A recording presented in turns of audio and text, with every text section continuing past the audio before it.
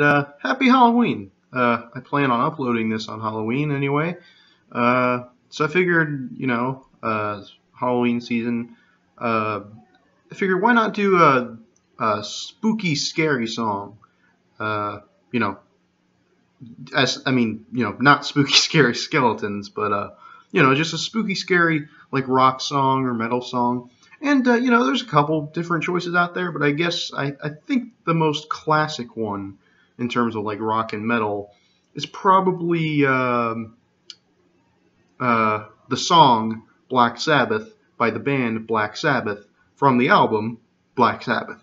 I know I'm not the first person to make that joke, but I don't know. Sometimes I just can't resist. Anyway, so this song is not very hard. It might give you some trouble if you're like a beginner or something, but it's really not all that hard to play. It's made up of really only I think maybe 4 sections.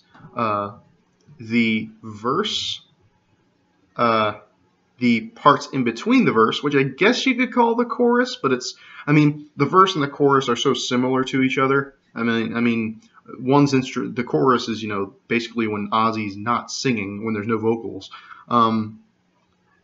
It does get a little bit different than that, but basically it's verse and chorus, which are very similar to each other. And then I guess you could call the bridge, where there's another riff, and then immediately after that, the sort of whole outro section. So let's tackle it piece by piece. The majority of the song is built on the same riff.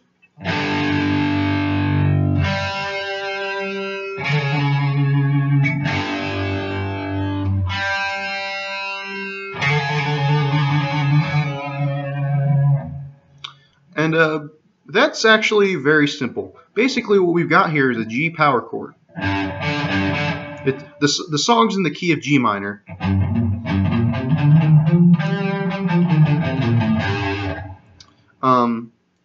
And what's happening here is you're gonna play a G power chord. I don't hear that upper octave in there. I don't hear that note, but I guess you could play it that way. But I'm pretty sure it's just those bottom 2 notes. Those 2 notes. Let that ring for a little bit. And then you're going to hit just that upper octave G note. So you could add a little vibrato to it. I don't really hear that much vibrato on that note. But I do hear a lot of vibrato on this note. And I'm sure some of you might know this already, but that interval is referred to as a tritone interval in music, because the reason it's called a tritone interval is because it spans across 3 whole tones or whole steps. So that's 1, 2, 3. That note right there. It's a very dissonant sounding interval, and it's really cool sounding. And that's what gives the riff its very ominous, creepy vibe, and it's what makes it a very good Halloween classic rock and metal song. So yeah, the riff, all in all, is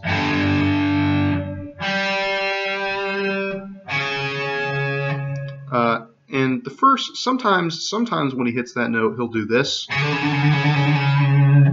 which is basically just trilling A4 and A5.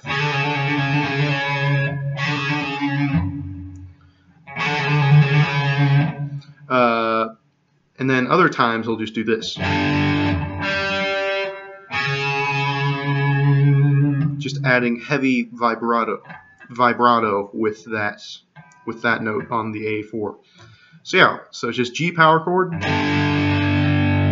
D5, maybe with a little vibrato, and then either this or this.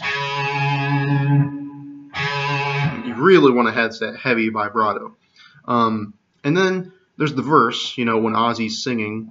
And basically, it's just it's the same riff, but instead of playing a power chord and playing it really loud, it's actually pretty quiet. So you can either play it really softly, like, or you could turn the volume down a little bit on your guitar and just, I don't know if you can hear a difference there, but yeah, it's quieter, so it sits back in the track a little bit more. And you're not playing a power chord, you're just playing the single note.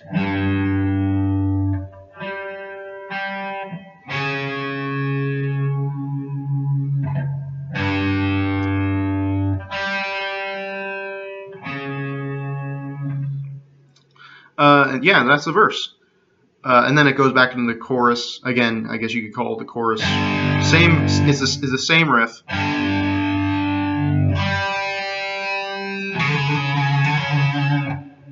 You know, either that or that. And then it goes through the verse again, and then it kind of goes through that chorus thing again. And then we get into the, I guess you could call the bridge, where it's a second riff.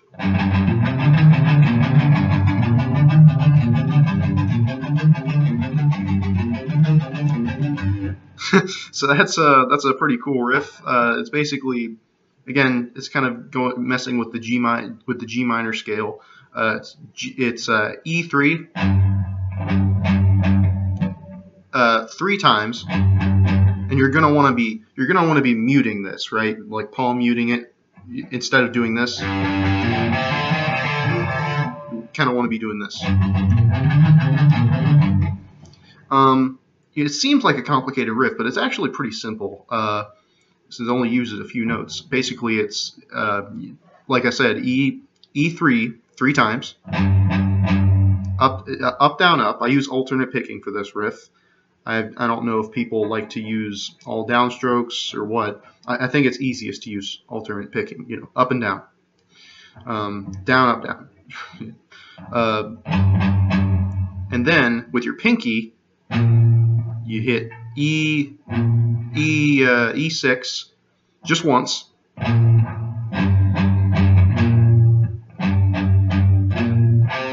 and then still muting, you hit with your first finger, you hit A3, and just hit A5 and A6.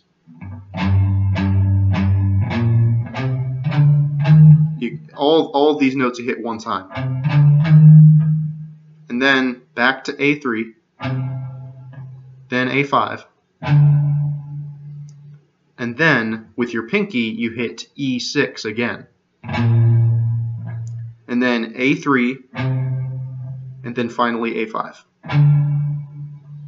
So altogether it's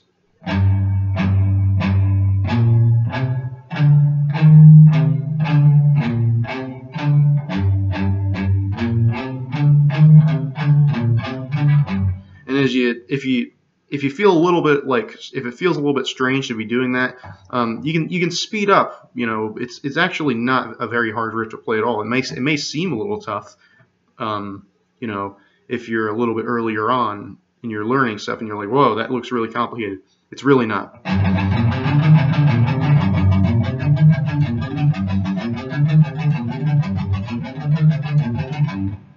And then that whole outro section, it's kind of hard to tell exactly what's going on. Well, I think because like the guitar is doing, I think there's like a couple there's a guitar overdub where like he's doing like lead lines, but basically I'm pretty sure that the guitar is only playing 2 chords throughout the entire outro section.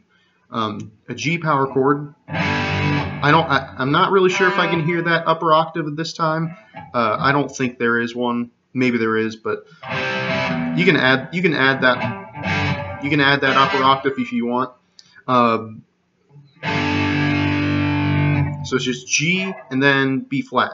You know, you can either play that here on the 6th fret of the E string, or you can play it on the 1st fret of the A string.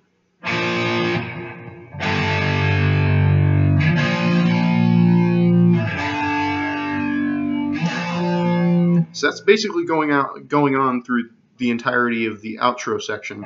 But it sounds really crazy because the bass is actually playing like these other notes. So again, it makes it sound kind of dissonant. The guitar also has like I think he's like using a whammy bar, and it's like going like pitch shifting like crazy, like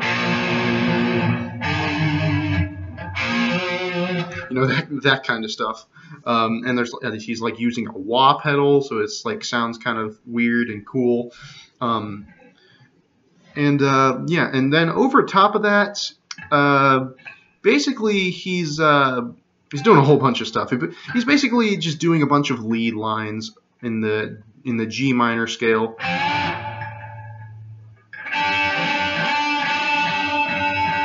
And he goes up an octave here.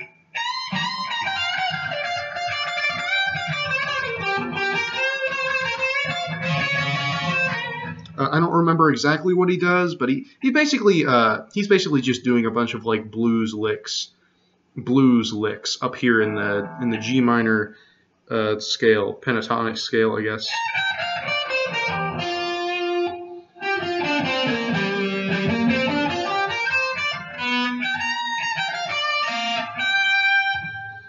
So you can.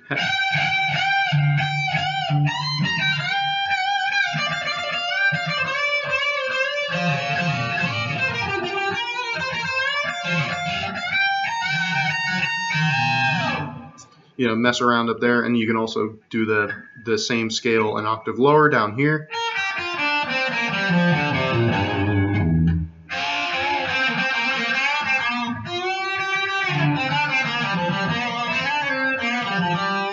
I think there's a couple different lead lines that he does. I assume they're all like overdubbed because there's more than one guitar going on there. Again,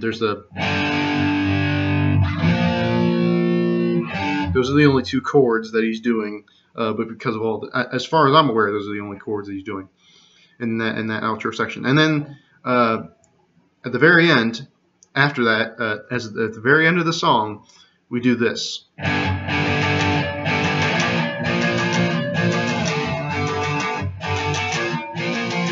So it's the same two chords, right? Same two chords. Again, you could also play this chord down here. I think I prefer to do it over here, and I think that's the way that Tony Iommi does it. Just those two chords, and then, but it's down, down, down, down, down. 1, 2, 3, 4, 5. So you're gonna kill it, and then hit it 4 more times. I use all downstrokes. I'm pretty sure he's not using upstrokes. And then 3 more times, and then do the exact same thing with this chord. And then go back to that chord and do the same thing.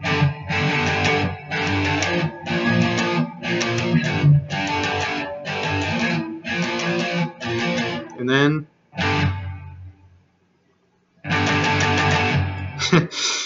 they do that at the very end, where they just hit that G chord once, and then they hit it a couple more times after they wait a few seconds, and they hit it a couple more times, 6 more times.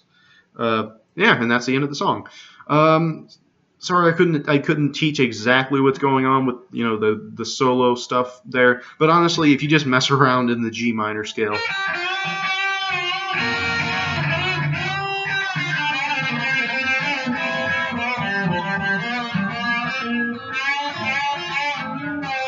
And then go up an octave higher here.